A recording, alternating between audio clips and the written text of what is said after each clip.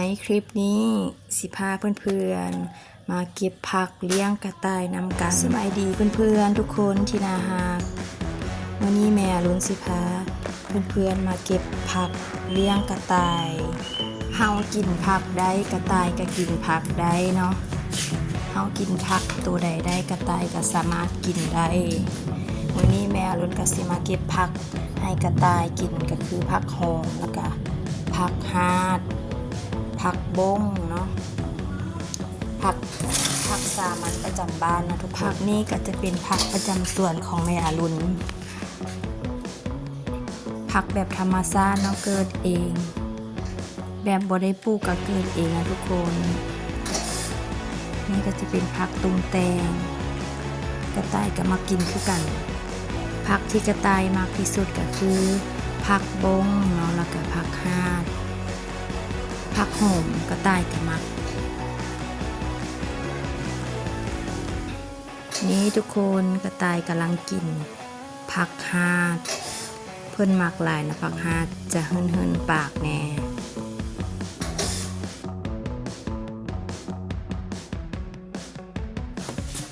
กระต่ายกำลังกินผักฮาดทุกคน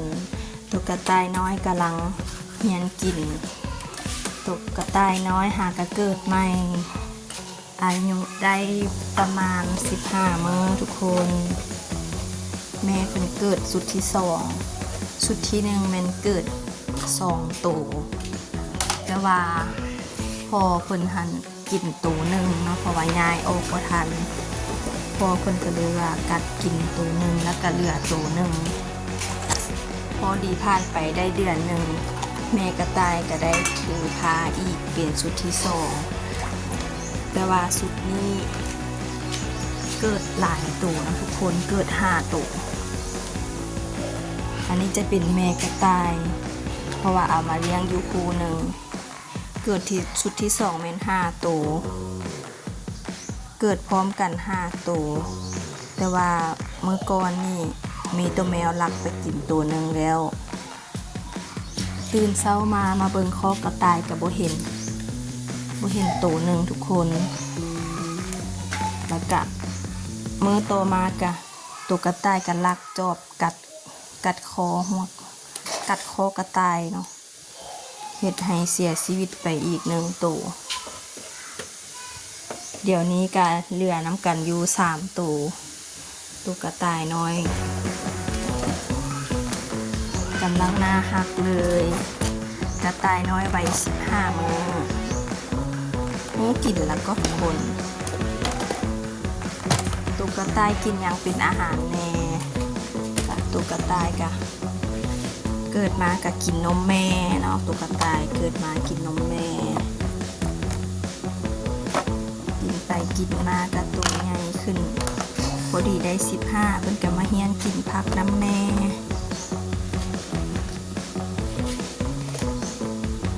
บางตัวก็ขี้อายเนาะเวลาเฮามาถ่ายทำเพิ่นก็บ่อยากให้ถ่ายเพิ่นขี้อายเล่นไปเล่นมาอยู่แม่เพิ่นก็ห่วงลูกเพิ่นนี่เวลาเฮาอุ้มลูกคนนั้นเพิ่นจะหายแม่เพิ่นจะหายเสียดายตุ๊กตาตายไป2ตัวทุกคนฉันก็มี5ตัวพอดีน่าฮักเลย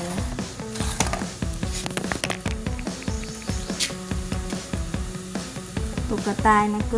กิดลูกไวนะทุกคน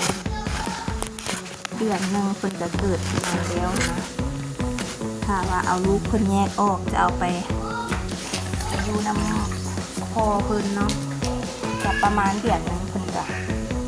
ถือพาอีกใครสนใจเลี้ยงตัวกระต่ายสามารถจองกับแม่อรุณได้เลย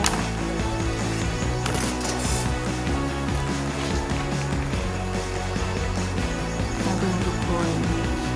ความน่ารักของเพิ่นมีขี้อายทุกคนเวลาเขาถ่ายห้องมันจะเป็นดีโมอยู่จุนไปจุนมาอยู่ ตัวนี้เป็นกามักนอนอีนอนแท้นอนว่าขอบใจเพื่อนๆทุกๆคนที่มารับชมคลิปของแม่อารุณจนจบคลิปฝากกดไลค์กดติดตามเป็นกำลังใจให้ตุ๊กตาน้อยนี้เด้อบ๊ายบาย